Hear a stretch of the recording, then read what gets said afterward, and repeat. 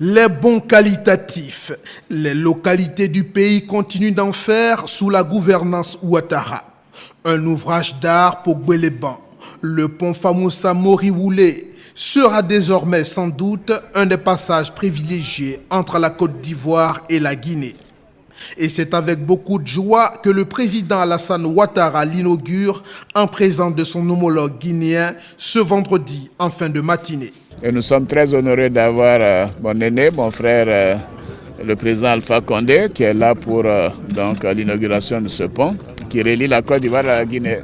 Monsieur le Président, merci d'être là. Et, en tout cas, je crois que nos populations apprécient beaucoup cet ouvrage. Et, en tout cas, moi, je m'en réjouis. Et je voudrais féliciter le Premier ministre, le ministre Patrick Achi, et tous ceux qui ont travaillé à faire de cela une réalité. C'est un jour important pour les populations de Côte d'Ivoire et de Guinée.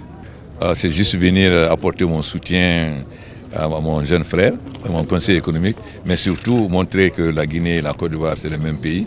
Des deux côtés, c'est les mêmes populations qui parlent les mêmes langues, les mêmes coutumes. Donc c'est très bien que ce pont puisse se relier parce que les Guinéens viennent au marché de ce côté, les Ivoiriens viennent au marché de Senko. Donc c'est une très bonne chose parce que ça va faciliter la communication.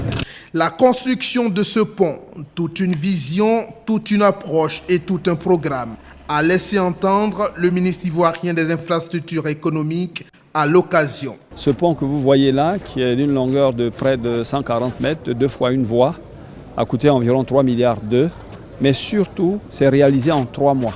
C'est-à-dire en 12 semaines, il n'y avait absolument rien ici. Donc, c'est une technologie qui utilise des piliers en béton, génie civil, et des poutres et un tablier métallique. Dans ce programme que le chef de l'État a initié, c'est 14 ponts de ce type-là qui vont être réalisés sur toutes les régions de l'ensemble du territoire national.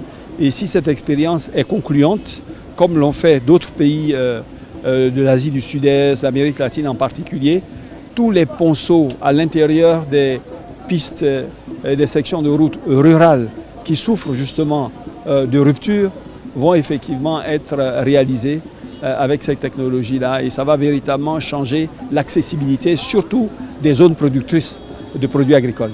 Moyen de communication et de rapprochement, les voisins guinéens n'ont pas attendu plus d'une minute après l'inauguration officielle de l'ouvrage pour se rendre massivement à Gbeleban pour communier avec leurs frères ivoiriens, mais cette fois en regardant de haut, là, cette barrière naturelle d'antan.